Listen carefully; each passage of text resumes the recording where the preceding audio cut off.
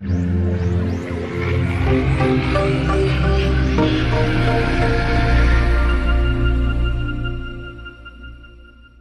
say history is written by the victors, but in Ubisoft's case, it's rewritten by diversity consultants. In Assassin's Creed Shadows, the biggest stealth move is sneaking in modern politics. First, let's talk about the real history of Yasuke, the actual black man who arrived in Japan. My whole life, I have been caught on a wind, blown across the world. Unlike Ubisoft's revisionist fiction, Yasuke was a real person. He wasn't just some random warrior, he was a servant, possibly a slave, brought to Japan in the late 1500s by Portuguese Jesuits. He first arrived in 1579 and was an absolute curiosity to the Japanese, who had never seen someone like him before. His dark skin fascinated them, and he quickly caught the attention of Oda Nobunaga, the guy who was basically Japan's Thanos, before Tokugawa united the country. Nobunaga was so impressed by Yasuke's strength and presence that he made him a retainer. But let's be real, was Yasuke ever a full-fledged samurai? Hey, not really. There's no record of him leading troops or being considered on the same level as native-born samurai. But he was definitely respected by Nobunaga, who gave him a place of honor. So naturally, Ubisoft takes this footnote in history and turns Yasuke into a full-blown assassin protagonist in their latest game. Because, of course, historical accuracy takes a backseat to modern diversity quotas. Commander Droid, do you copy? Over. I'm out here in the desert, nigga. Over. Okay, nigga, lock in. We just got word that Fent Kingpin, Yusuf Chauvin, is going to be passing by your AO. Your mission is to take him out and secure his plans for the nuclear Fent reactor. I'm gonna blast that nigga. I'm uploading his ID card to your nigga link now. Let me find this nigga. Holy fuck! That's him. Target confirmed. Take the shot, nigga. Droid? Droid, no! Listen to me right now, nigga. There are no pregnant women on this mission. Come on, Mark. Just one for me, big dog. Nigga, no! If you do not cooperate, I'm going to be cutting your Fent intake by 50%. Do you understand? Chill out, Marky. Got the nigga. Good job, Droid. Now go retrieve. What was that? Nothing. Now, before some brain-dead journalist cries racism, let me be clear. The problem isn't Yasuke himself. He's a fascinating figure. The problem is how Ubisoft twists history to fit an agenda instead of telling an actual good story. This is the very first assassin character that is totally not an assassin. He is slow, heavy, and walks in through the front door screaming. Why is Ubisoft so obsessed with Yasuke? The previous protagonists, Ezio, Altair, Connor, Edward, or Desmond, are completely fictional. Although they were set in historical settings, their stories were completely made up. Assassin's Creed is a fictional game. So why is Ubisoft trying to defend Yasuke? Why did they go to such an extent to include this guy? Yet, Ubisoft is positioning him as a major protagonist alongside Naoe, instead of focusing on a more historically relevant samurai figure. This aligns with a broader trend in entertainment, where companies race-swap established characters, insert diversity, even where it feels unnatural, and prioritize representation over historical or narrative consistency. Whether it's Netflix, Disney, or gaming studios like Ubisoft, there's a clear push toward including black characters as leads, sometimes at the expense of historical or cultural accuracy. The core issue isn't diversity itself, but the way it's being handled, often feeling like tokenism rather than organic storytelling. Many fans just want good, immersive stories without political agendas taking precedence over historical or narrative logic. The fact that Yasuke is the chosen protagonist instead of a more prominent samurai from Japan's history does raise questions about whether this decision was made for historical depth or just to check a box. Yasuke was a real historical figure. If they really wanted, they could have made him a supporting character in the story. This would have sparked the curiosity of the players. A black guy in Japan, where he was a secondary character. The player would have felt confused about his presence, but surprised and intrigued to learn his story. Maybe even help Yasuke get his freedom or something along those lines. This is how Yasuke was portrayed in Neo.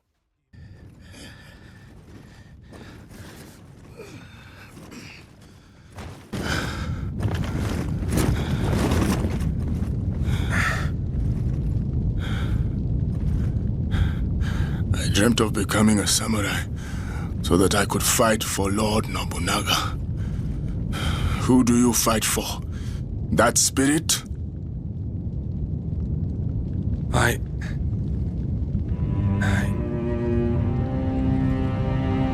have met men who have fought, struggled, and died to create a world without war, where people and spirits can coexist in harmony. I fight for them.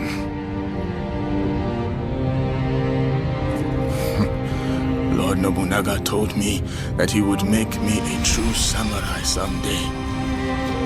But he died before it could happen.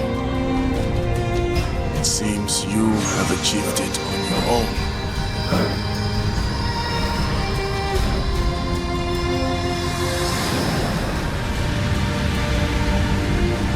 I was brought to this country in bondage, treated like property. But then, my Lord Nobunaga granted me the title of samurai. But I couldn't save him. Like the Snake Man said, I believe only my lord could rule a world as crazy as this one. But does he really want to be resurrected?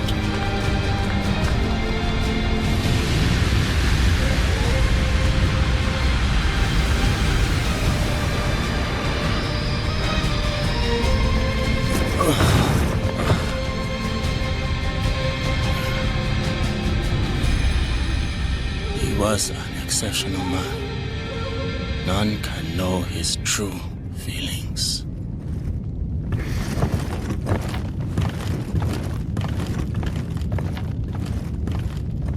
In Neo, Yasuke is portrayed as a lost warrior, a former slave trying to find purpose in a foreign land. He's broken, burdened by his past, and searching for a master to serve, reflecting the harsh reality of his position in history. His character feels grounded, a man shaped by struggle rather than glorified beyond reason. In Assassin's Creed Shadows, however, Yasuke is transformed into something entirely different. He's not just a samurai. He's the best samurai, a general leading armies, outshining native-born warriors in their own land. His struggles are erased, replaced with an overpowered, almost mythic status. And of course, modern Ubisoft couldn't resist adding another checkbox. He's also gay, because no modern game can exist without forced representation. According to reports, Yasuke is romantically interested in Japanese men. Because, of course, rewriting history wasn't enough. Ubisoft had to sprinkle in some modern identity politics for good measure. The female assassin in Shadows is made-up character, the same as every previous protagonist. So why is Yasuke not? Because all of those fictional assassins were created to fit their respective settings, not forced into history for diversity's sake. Ubisoft isn't making Yasuke fit the world. They're bending the world to fit Yasuke. Ubisoft forced this guy into the story and gave him far more credit than what he actually did. We saw historical figures like Leonardo da Vinci in Assassin's Creed 2, but he wasn't turned into an assassin. He blended into the story and played a strong supporting role in Ezio's journey. But you know what? Ezio was relatable. He was interesting. But Yasuke? He's just there to bully the Japanese people and destroy their culture.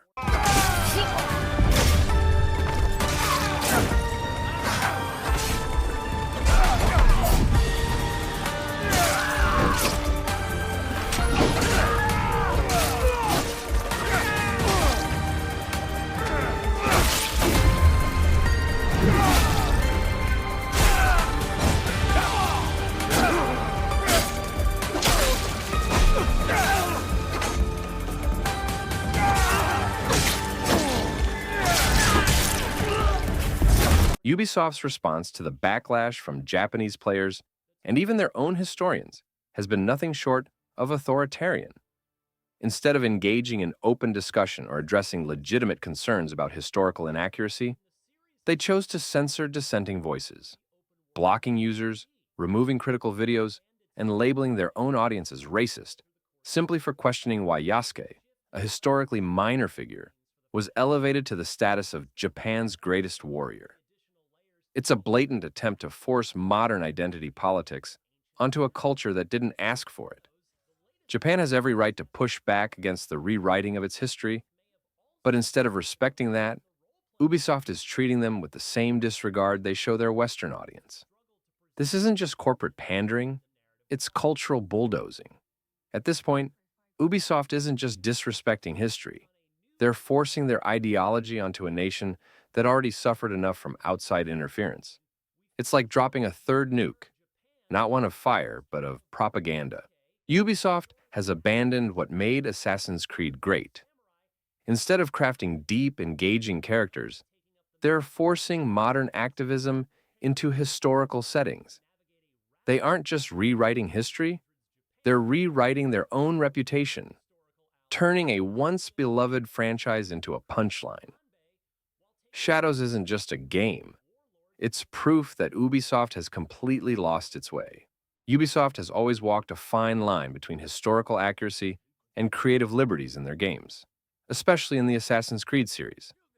While they do strive for a degree of historical authenticity, including painstaking research into the settings, characters, and events, they also introduce fantastical elements, like mystical boss fights, hidden ancient technologies, and even fire horses that clearly step outside the bounds of pure history. The same Ubisoft who decided to remove the crossbow from the first Assassin's Creed game, based on their effort to maintain historical accuracy, given that the crossbow wasn't widely used in the period the game was set. But over time, the series has expanded into more fantastical territory, adding supernatural and mythological elements, particularly in the later titles like Assassin's Creed Odyssey and Valhalla.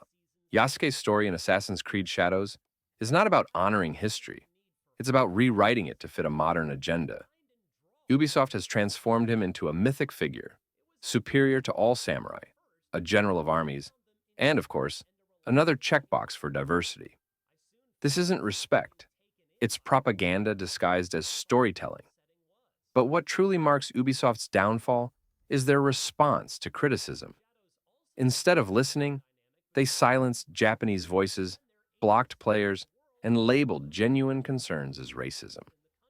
They're not just rewriting history. They're erasing those who refuse to accept their version of it. This game isn't a bold new chapter for Assassin's Creed.